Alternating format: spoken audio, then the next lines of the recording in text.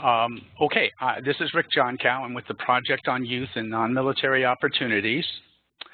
And we are going to cover a number of items. This is session number 2 of 3 sessions.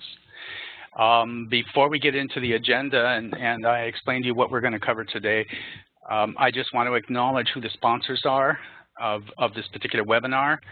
One of them is the National Network Opposing the Militarization of Youth, or NNOMY. NNOMY is a network of groups. My organization, Project Yano, is one of the network members. The other host of this is American Friends Service Committee, and they have very kindly provided access to this meeting system, as well as Diana's time as a tech support person. So we're very grateful for that. It's made a huge difference to us in terms of our ability to educate and spread organizing skills. So one thing that you should know is that we're going to have questions later after the first presentations are made. There are going to be 3 presenters. And let me see if I can get to that next item here. There we go. Well, actually, this is the entire agenda, and so we're at part 2. And part 2 is going to be case studies of successful campaigns. So you will see that it mentions 3 organizers who are going to give testimonials. They're going to talk about their work. They're going to describe how they were able to wage campaigns in their communities and what the results were, and share the lessons that they learned from their experience. There are 3 people. Pat Elder is going to be the first one. He's from Maryland, and his campaign, or the work that he did, initially focused on the Montgomery County Public Schools. And Pat, I'm going to pass the ball on to you so you can get started. And we're only allowing 15 minutes per presenter. So this is one reason why we want to hold all questions until later on. And if you need to write a note, make a note to yourself or jot it down somehow, and just plan on bringing up your questions and comments after the last presenter is finished, and the last one would be Amy. So Pat, I'm going to hand the ball off to you so you can get started.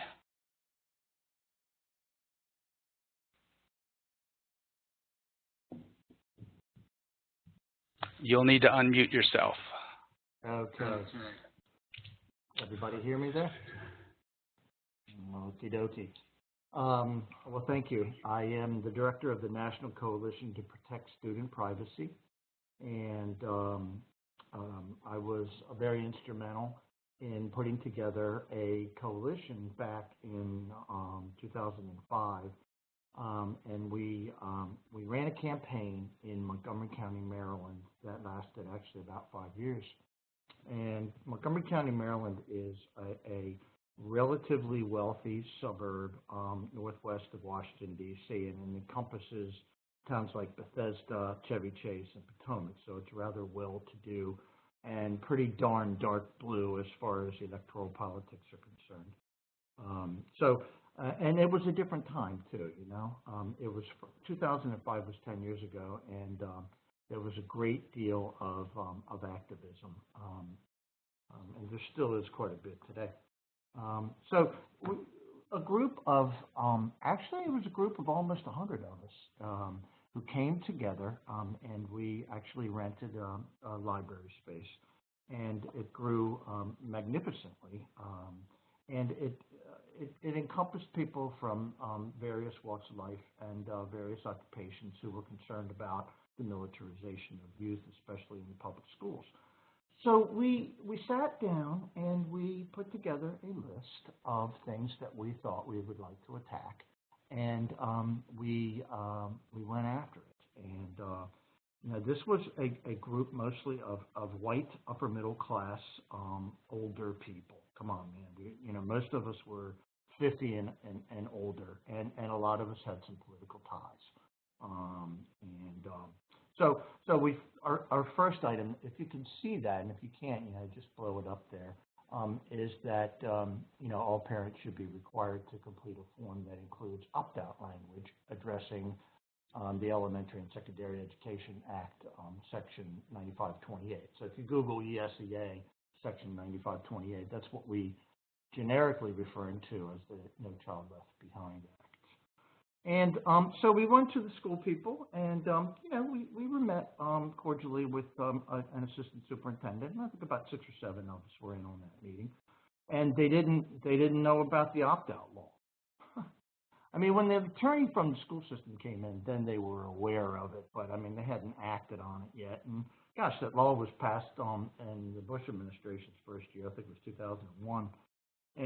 But they hadn't acted on it, and basically it says that you got to tell parents that they have a right to opt out of lists being forwarded to military recruiters.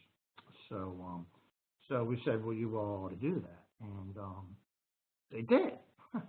They sent out letters in 6 languages to children throughout the 146,000 student population throughout the system, and we were just tickled.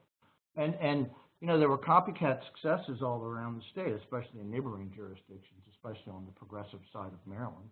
And so within about 6 or 8 months, we had a half dozen school systems that were on board with this opt-out provision, where the schools were being proactive. And so several of us knew various members of the Maryland House of Delegates, so we just brought it up. Hey, it seems to be a pretty low-lying fruit. What do you think? And maybe introduce some legislation. And it was very simple. We did, and it actually went in and out of committees on both the House of Delegates side and the Maryland Senate side. And Governor O'Malley is kind of a slightly left of center governor, signed it. So Maryland is the only state in the country that has the opt-out bill that we wrote up. It's a little different than what we had in Montgomery. It mandates the opt-out language, which basically says, hey, I don't really want my children's information to be sent to military recruiters. And you check a box, and it's mandatory that all parents throughout the state of Maryland sign that form. It actually appears on the emergency information contact form, which is the only form that parents actually have to sign. So we were pretty happy with that. And then we turned our sights to the Asvab Test, which of course is the Armed Services Vocational Aptitude Battery. And there's just a bevy of things. First of all, the military collects Social Security numbers when it sits kids down to take this enlistment test. There were schools in Maryland that forced all children to take the ASVAB. Most of the schools just would heavily recommend that children took it. I think there were 11,000 kids at its height in Maryland. And but they compel children to give their Social Security numbers, and there's actually a law in the state of Maryland that says minors can't be required to relinquish Social Security numbers without parental consent. And really that brings up a huge issue, which has to do with the Buckley Amendment. And the Buckley Amendment was a law passed way back in, I think it was 1996, and it basically said, hey, Colgate toothpaste, hey, you can't buy names of children from local high schools for $1 a piece and sell them, toothbrushes and send them marketing stuff. Mom and dad have to have the right to consent to the release of any information to a third party. Well, today in America, ASVAB information is the only information leaving public schools about children without mom and dad's consent. And it is an egregious violation of civil liberties because the ASVAB really allows the military access to the cognitive skills, the cognitive abilities of a child. It's 3 hours of testing. There's a demographic information sheet that's attached to it along with Social Security numbers. So the military is quite amazing. I mean, they know if your daughter, who she may be dating. Honestly, they know if she's had gingivitis. They know if a young man likes fly fishing or what kind of music he listens to, because they're all over social media. But what they don't have is whether they can do polynomials or if they're how bright they are. So the ASVAB is really important. There is one part of the Asvab program when it was set up early on, back in 1968, and it basically allows schools to select this release option called option 8. And in a nutshell, the military can proctor this test, and the information is not released to recruiting services if a school is proactive in selecting this release option 8. See, there's a supposed benefit to taking the ASVAB, and that is that it's also a career exploration program. So a nice young man takes the ASVAB, and then a nice recruiter comes into the school and tells him that he would make a nice fire truck driver, or that he might make a nice tank driver, or that he might make somebody that would be great fixing tanks or commanding tanks or commanding other people. So it's kind of like that. It's a guise. It's a ruse. And it's an outrageous deception that's taking place, because nowhere in the materials that are distributed in public schools throughout 14,000 schools in America does it mention that the primary purpose, according to military documents, behind the ASVAB program is for recruiting. And, you know, they tout it as a career exploration program. So anyway, we talked to the people in Montgomery, and man, it didn't take long. It took about 3 or 4 months, I think 4 or 5 meetings, and they selected option 8. And then before we knew it, we had another half a dozen counties in Maryland that also selected option 8. And then we went to the General Assembly in Maryland, and first year it didn't pass. It didn't even make it out of committee because they really didn't understand it. And a couple, you know, colonels made their rounds and bashed it. And but the second year, we managed to get it through. You know, 2 committees in the House, 2 committees in the Senate. I mean, the House voted, and I think the vote was 102 to 37 to mandate the selection of option 8 throughout the state of Maryland, meaning that you know, the military couldn't proctor this test without the results going, you know, stopping the results. So I'll move on. I'll just direct your attention to number 3. We asked the school folks in Montgomery if they would approve 2 brochures being distributed. One is the Excellent You Know Enough to Enlist by the American Friends Service Committee, and the other is the Project NNO's Military is Not Just a Job. And so they did. And we actually raised some money, and we got these materials copied off, and we distributed them throughout the system, 18 high schools. And everywhere the military stuff, we put that stuff. The school system had a nasty habit of allowing, or the military would market to 8th graders and talk about adventure and fun and the great time, and you know, marketing JROTC to 8th graders. And we asked them not to do that anymore. And we produced a form, and we distributed it in a school board meeting, and we got that taken care of pretty quickly. We got a call from a kid on a Monday, and he'd heard the morning announcements. I'm down to number 5 now. That the military recruiting van was going to be in, and that the children were going to be allowed to shoot simulated M16s. Of course, you know, it beats the hell out of algebra class. So, you know, one of the kids, his mother was part of our coalition. So we managed to get a dozen people to protest the military recruiting van. And I called CBS and ABC and NBC and heck, CNN and Washington Post, and most of them picked it up. It went nationwide. It was really good. So as a result, you know, no more Apache helicopters at football games, no more flyovers, and no more, you know, howitzers. And no more military recruiting vans in Montgomery County. So, but you know, that took a little bit longer. And you know, the Montgomery County has 4 schools out of its 18 that allow firing ranges and classes with live ammo. And of course, lead particulate matter is flying all over the place. It's in the air. Kids are tracking it around, you know, in clothing, and they walk around the building. And we tried to get that passed, but man, it was a brick wall.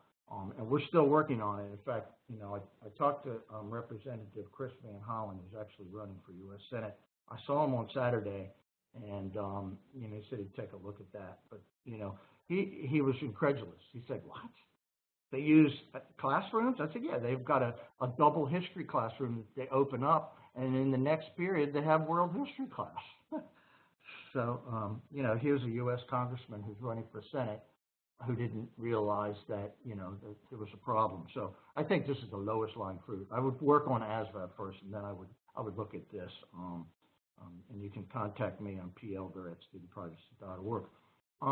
So then we addressed 7 policy recommendations regarding recruiter access to children, and we were not successful. I'll hold off on that. I want to answer some questions here. So who got involved, supporters and opponents? Well, Peace Action Montgomery, Progressive Maryland, Maryland United for Peace, the American Civil Liberties Union of Maryland, NAACP, the PTA of Maryland, and of course we had sponsors in both the House of Delegates and Maryland General Assembly for both of our measures, the opt-out and the ASVAB. How long did the campaign take? It took about 4 to 5 years, except for the firing ranges, and we're still messing with that. Why? What were key factors for success? Appealing to moderates in schools, we really did our best to keep the far lefty radicals out of it, I mean, that was a constant problem. Like one time, one of the school board member people said, "Were you all a group that was burning Dick Cheney in effigy?" No, that wasn't us. Of course it was, but it just doesn't help to have more radical types distributing literature with your name over the top of it, saying that, if you join, you'll be burning babies. I mean, the rule is that you want to stick to generally factual negative information and distributing information. So you could argue, I suppose, that, yeah, you could be burning babies, but probably not wise tactically, So what problems arose and how were they resolved? Well, misinformation campaign by U.S. MEPCOM for sure.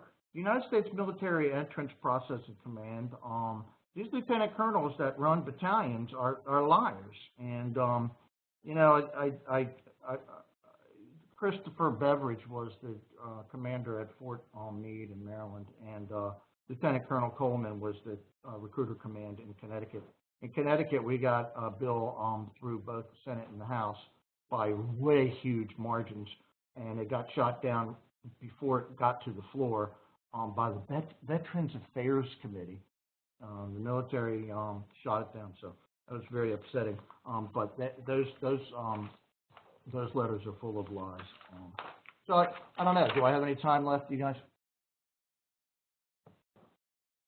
Do I have time left? Actually, no. We need to now have the next presenter share her story. So yep. Can you pass the ball down to me, Pat? Drag it to me. Yeah.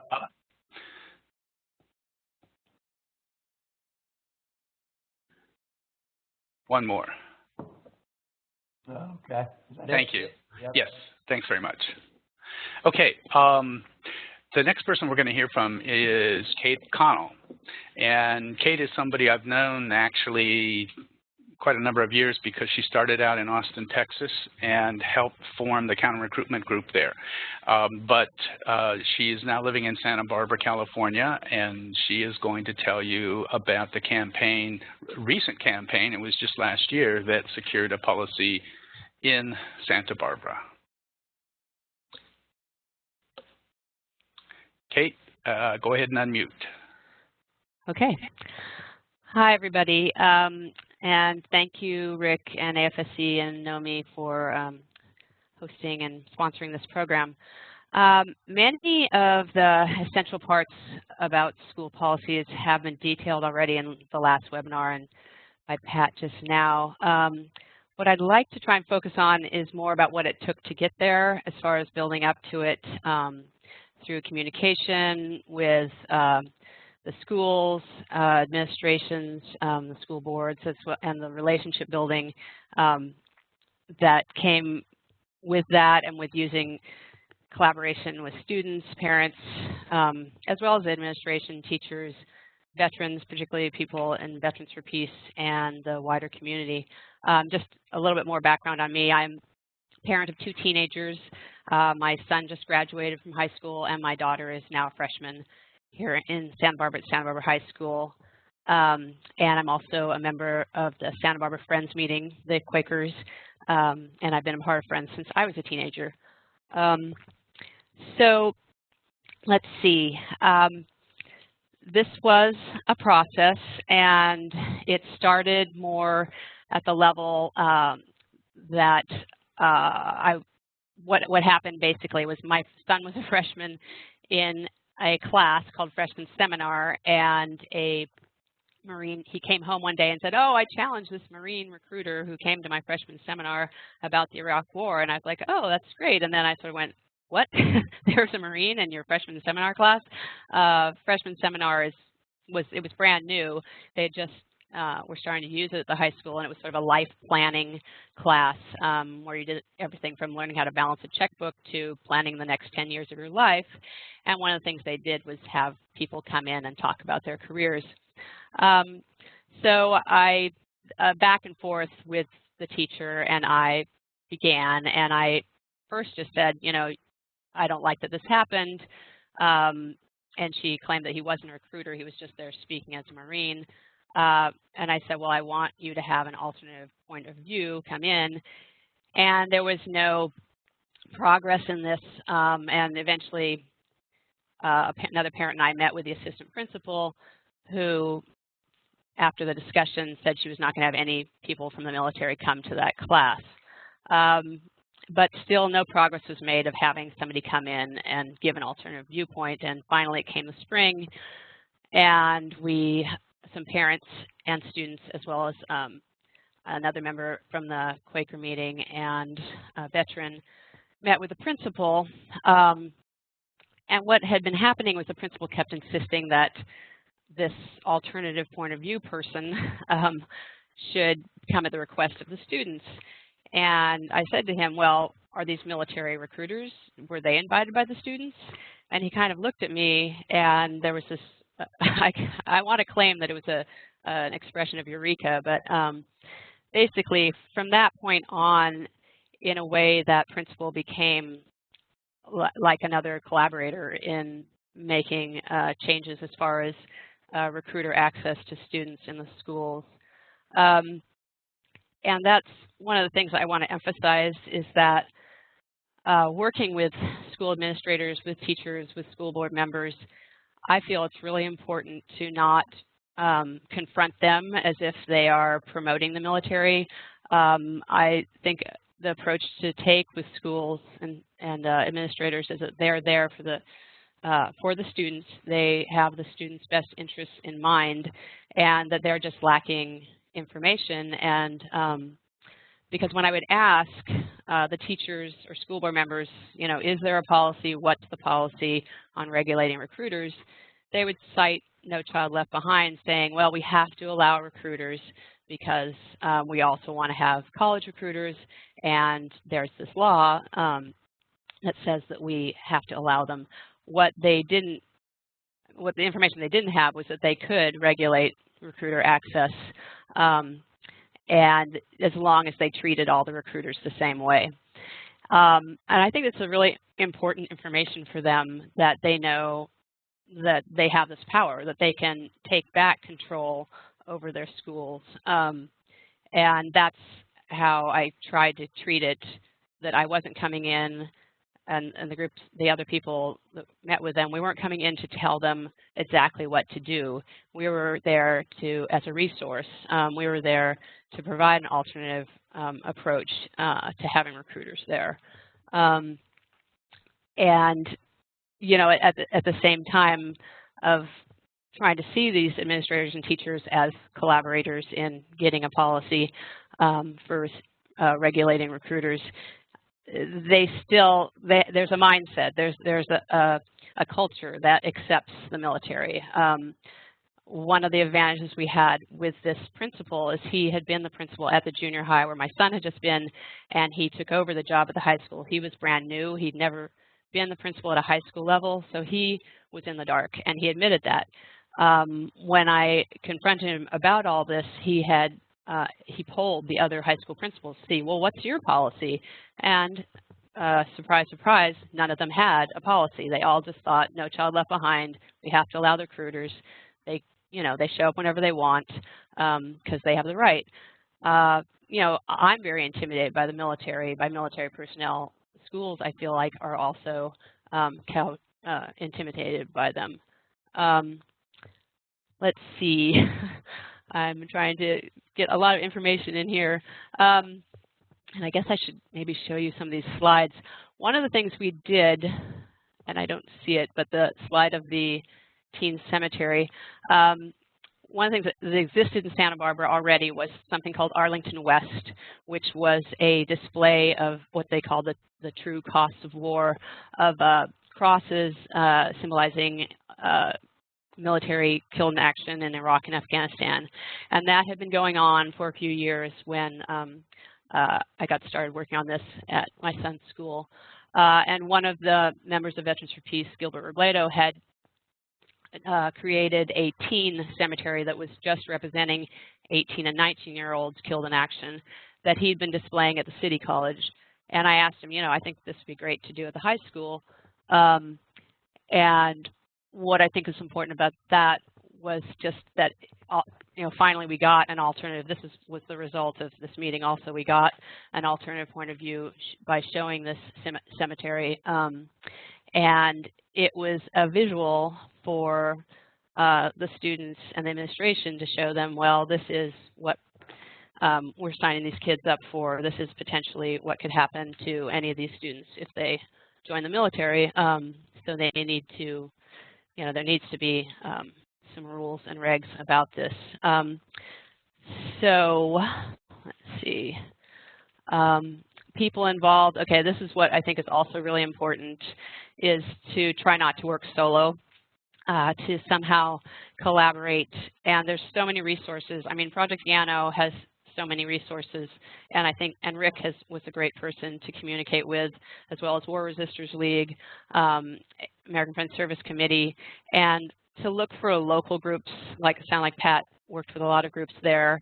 I mean, Veterans for Peace, American Civil Liberties Union, parents and students are key, especially for meeting with any administration. They always just, having a parent there, having a student there, just makes a huge difference in them being open to hearing your message. High school clubs. A friend of my son's was an artist. He designed our flyer that we did for a forum, which I can talk about a little bit. Local peace churches, friends meetings in particular.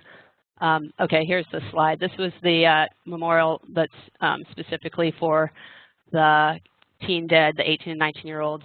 And there's a name with their photograph, and it shows like their hometown and when they were killed. And the students helped us set this up. We worked with the Associated Student Body, not particularly a peace group, but they were the ones who controlled the lunchtime activities. So we sort of had to go through them in order to have this as a lunchtime activity. But they came, some of them came out early and helped set it up. We had a microphone where we read the names of the dead, literature table. It's a very effective display, and this was the an ad that we ran for this forum. As far as timelines are concerned, we'd done the teen cemetery displays. We'd worked with trying to get tabling at the schools, that kind of thing. But the principal of the high school, they had put it together. There was a protocol for recruiters. So at the high school itself, they had an administrative protocol that limited recruiter visits, and it was based on the San Diego recruiter guidelines that I had given to the principal. But the principal himself came to me at a PTSA meeting, and he said, this is a protocol. If a different principal comes in, this could get changed. You need to consider taking this to the school board and making it district policy. So that suggestion came from the principal. And so a few of us got together in fall of 2013, and we decided that it would be good. We wanted to build a coalition. We wanted to reach out. We wanted to inform people. We wanted more people involved because that looked like how other districts had done it. To have a mass of people to bring it to the school board would just give it that much more strength. So we got this forum going. So this was in March of 2014, and we had this panel which had Rick was on it, Michelle Cohen, and I think is she NNOMY? I think so. Alejandra Richton, sorry, Rick, did you want to say? Michelle runs a program called Project Great Futures in LA, which is to research alternatives to the military, and she is part of the NNOMY network. Okay, thank you. Alejandra Richton is an Iraq veteran, and Pat Alviso on the end is a mother of a guy who's in the military currently. So this forum, I also brought to the school board. I invited them to come. I invited all the principals. I invited every administrator, every school counselor in town to come to this forum. And I went to the school board meeting the Tuesday before this forum, and because a Marine had just called me and said, we want to be on the panel. And I said, well, it's a little tight time-wise, sorry, but you can come for the Q&A. So I told that to the school board. I was like, well, guess what? A Marine's going to be at the forum, and I think one of you should be there too. And so a school board member did attend the forum. Later, we had a follow-up meeting with people who had signed up, who were interested to the forum, where we drafted policy, which this is the final version that's on the screen.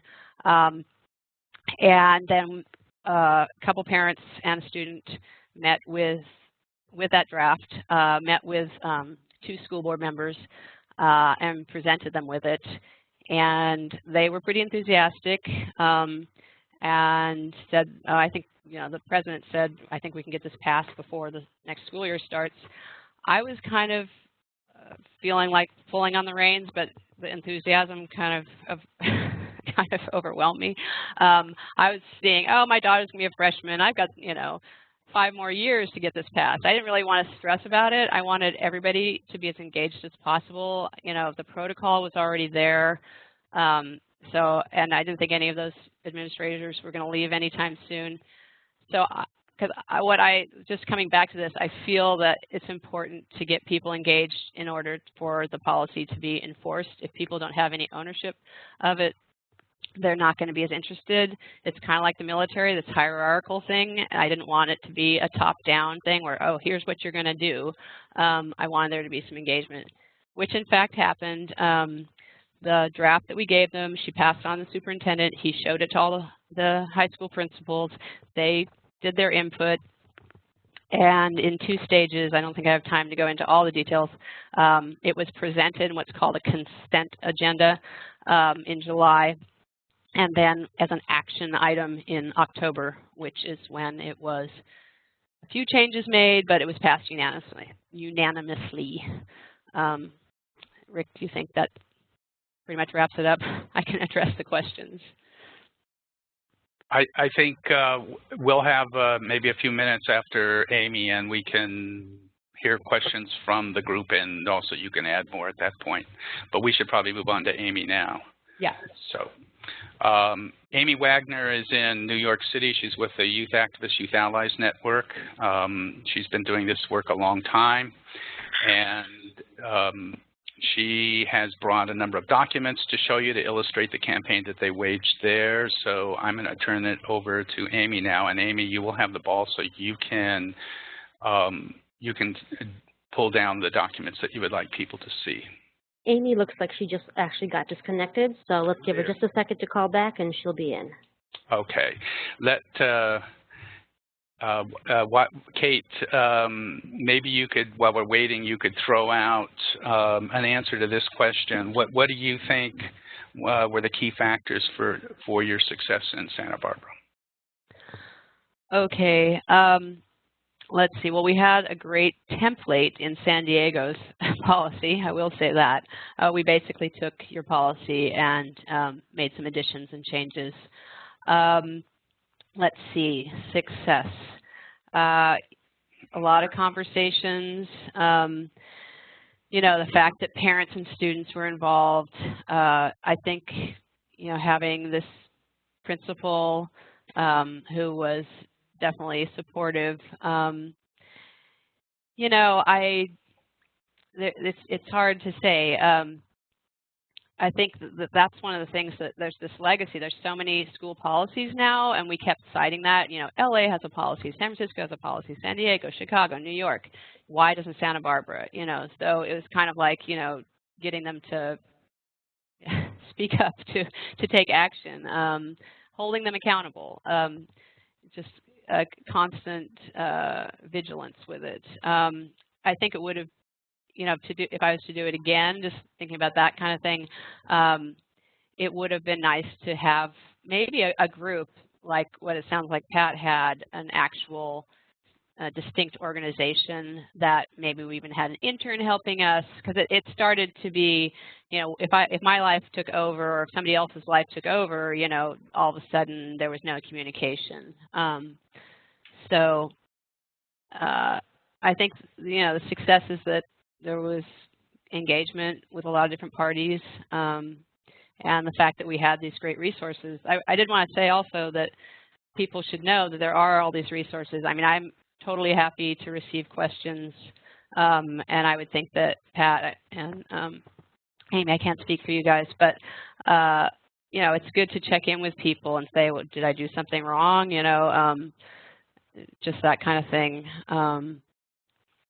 We'll get everybody's permission, but in the resource packet that we plan to send out, if the three of you who are presenters here are willing, we'll put your contact information in there so that people will know how to reach you. Yeah, and I just want to say that, you know, this thing of them not having the information, the administrators and teachers, they think No Child Left Behind is a policy. So it's important for them to know that you're a resource, that you have information for them. You know, so inform yourselves and then inform, you know, be available for them. I see an extra phone call user who's logged in. Amy, did you log in again? Are you online?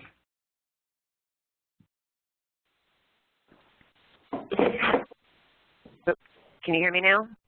Yes. Excellent. Call-in user number 6 or 7. I'm not sure which. Oh, dear. Sorry, I was having some technical difficulties. Yeah, I take it that we're running low on time now, so probably 10 minutes is the most that we have left at this point. So please fill it in. Okay. Here we go. Sorry about that. So my name is Amy Wagner, and I am the director of the YAYA Network, Youth Activists, Youth Allies. You can check us out at yayanetwork.org. We are a small youth activism program, and we managed to pass a chancellor's regulation in New York City, which is the largest school district in the country. The highlights of the regulation include opt-out to be given out every year to every high school student, 9 through 12, and to their parents. Any student, high school student, can sign for themselves, even if they're under 18. They do not need a parent to sign for them. That recruiting materials need to be displayed in the same place and manner as college materials. They can't be splashed all over the school. There is, in quotes, no unfettered access for military recruiters or any visitors. No instructional time to be used for recruiting. If a school gives Asvab, they must use option 8 to keep students' information private. And my favorite bit, which I think is actually a grammatical error, which we jumped all over, is that it says that each principal has to appoint a point person who can answer questions and provide guidance on issues related to military recruitment. We have been working hard to find out who those people are and what kind of guidance they think they've been trained to give. We're still working on that part. So it was a fairly comprehensive regulation, and it took us several years to pass it. We formed a small coalition. It was YAYA, which at the time was myself and a group of 10 or 12 inner city high school students, a couple of reps from United for Peace and Justice, some teachers from NICOR, New York Collaborative of Radical Educators, a couple of teachers from the UFTers Against the War. Periodically, somebody from the American Friends Service Committee came in with us. We had a lawyer who was from the Urban Justice Center Veteran Support Program. Barbara Harris, who's on this call, is representing for Code Pink and the Granny Peace Brigade and the New York Civil Liberties Union. New York City has an unusual situation in that we had mayoral control. We didn't have to convince some school board, we had to convince the mayor and his representative, who is the school's chancellor. And what we did was we began by requesting a meeting with the Department of Ed, and periodically during the campaign went back and kept negotiating with them. And at first they never ever expressed a pro-military stance. They really had much more of a, cover your ass kind of attitude. They wanted to make sure that they had all their T's crossed and I's dotted as far as recruitment and NCLB goes, but they were not particularly pro-military. And in fact, we never had any interference directly from the military, unlike some of the other places where military personnel would show up and start trying to undermine the campaign. I think our Department of Ed just kept it fairly quiet because they didn't want any controversy. So in addition to meeting periodically with the Department of Ed and chiseling away at them, we had a very active group of young people. They were out doing counter-recruiting 101 workshops for other young people. They showed up every month at we no longer have a board of ed, it's now called PEP, Panel for Educational Policy. They meet once a month, and at the end of their meetings, people can sign up to speak for 2 minutes. We showed up every month, and every month 3 or 4 of our young people got up and spoke for 2 minutes. They brought up different issues each time, all related to their concerns about recruiters in their schools, lack of access to alternatives, lack of access to adequate guidance about the military. Our campaign coincided with the Associated Press report that came out about the hundreds of young women who had been sexually assaulted by recruiters. That one really shook them up.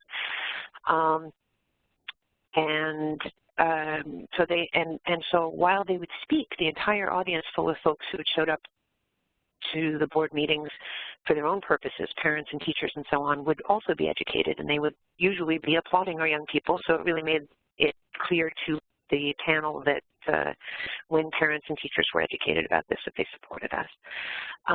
We prepared materials for a variety of different audiences. The one that's up right now was one that we prepared for students so that they could take action in their own schools. We prepared whoops, this is not going up for some reason. Oh, Rick, if you give me the ball back, I can switch screens. I don't know if I can give you the ball when you're calling in by, oh, there we go. No, that didn't work. Oh dear, okay, in that case, can you click on postcard? Yes. Oh no, I am presenter now, there we go. I got it. Oh, there's no way in the world you all can read this. But we did prepare a postcard that we then printed out, and at the time that we went out to speak to anybody, we had people sign them and mail them in. We organized a community forum in East Harlem. We got a couple of our local politicians became involved mostly because of their hatred of the mayor and them wanting to undermine him rather than because they supported us so tremendously.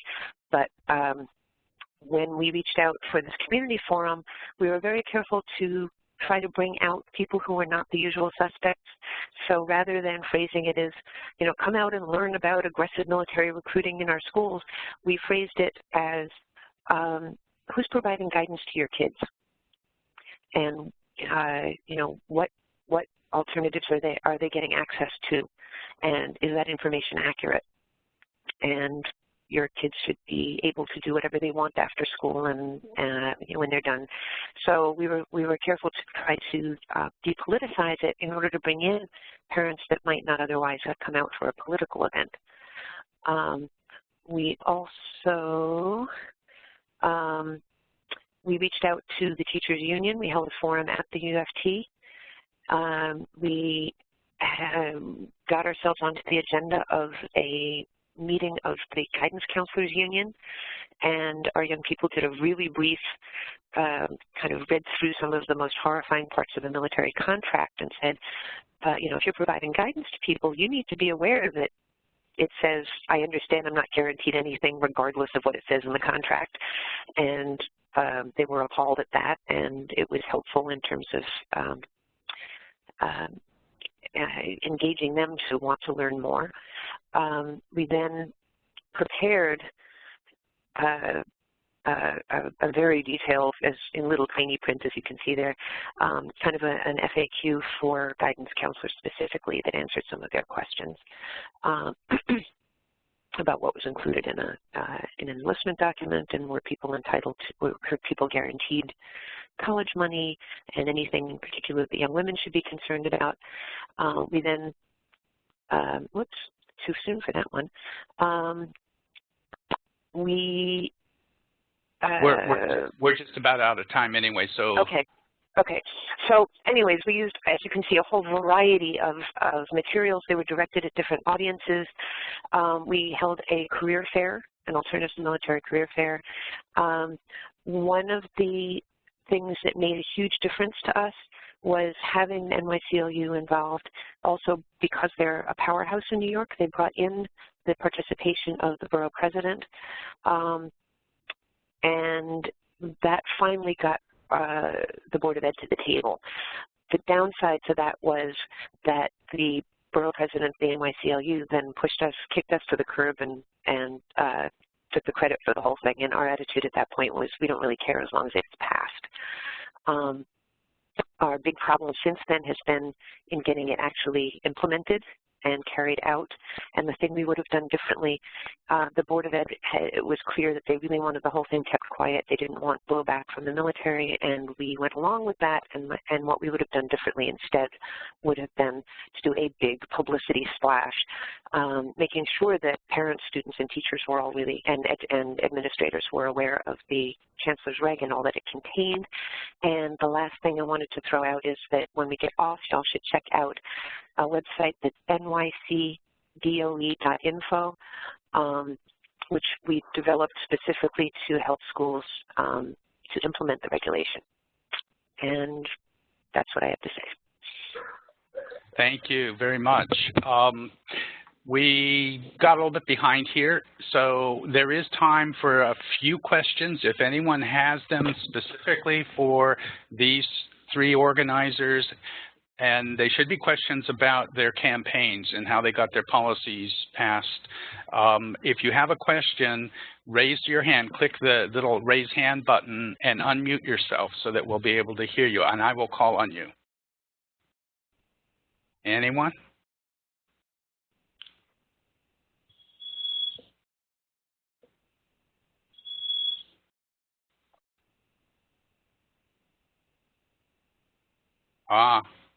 Okay, let's see. Dee, you have your hand up. Hi, this question is for Amy. Could you elaborate a little bit about the your relationship with the ACLU? I think you mentioned something about them helping you with this campaign. Yes, am I not muted? Good. They were very instrumental.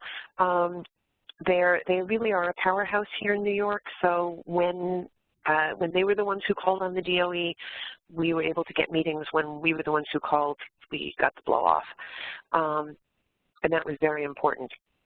The other thing they were really instrumental in that I did not mention is that one of the things our youth did was put together a survey of students, and the NYCLU brought out a ton of volunteers and a ton of money to publish the findings. So we surveyed 1,000 students in 45 high schools about their experience with military recruitment, and the NYCLU was very crucial in that piece. So I don't know that we would have been able to pass it without them. I would urge people to be very clear if you're working with an ACLU. I mean, it's part of their mode is that it's important for them to promote themselves, so to make sure that you're clear about what the guidelines are about, you know, what's their work and what's your work. Okay, thank you. Any other questions?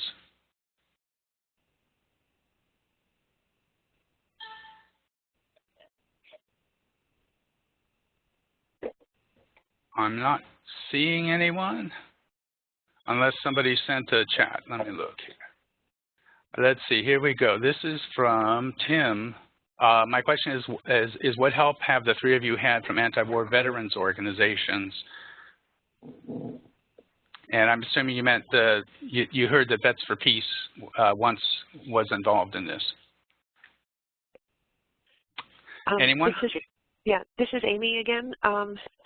One of the things that we organized was an Alternatives to the Military Career Fair, and the Iraq Vets Against the War were tremendous at that. They came out, they tabled, they showed up in uniform, and as schools arrived with their young people, all the boys made a beeline for that table, thinking that they were going to be talking to recruiters, and instead got wonderful info from the IVAW folks.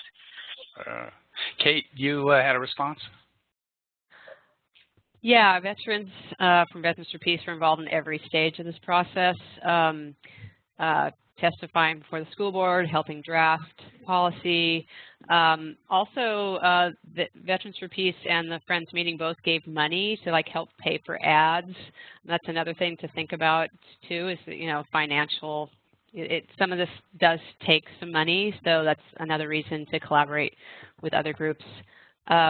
I raised my hand to actually ask Pat, the Montgomery, I'm impressed if you got a policy that covers a whole county, because that's something that I would like to happen in Santa Barbara, to have Santa Barbara County have a policy like what the district has. Right now we're just covering 3 Santa Barbara schools, and we have much more conservative districts up in Santa Maria and Carpinteria and Lompoc. Thank you, Kate. Well, actually, we have the only law in the country for an entire state on the opt-out, and we're one of just 2 states that have a law mandating the selection of option 8 Asvab. New Hampshire is another law, and New Hampshire mirrored Maryland's law. But as far as the veterans question is concerned, I took the guy in the Maryland House of Delegates, who was the chair of the Veterans Caucus, out to lunch in Annapolis. And he was just a nice guy, but he had all of these incorrect notions. But anyway, we won his support, and so it was helpful. I think we probably would have passed it anyway, but it didn't hurt to have the Veterans Affairs Committee guy, supporting the ASVAB Option 8 legislation. Thanks. We only have time maybe for one more question, and then if there are additional questions, we can hear them on Monday during the 3rd session. So is there one more person who has a question?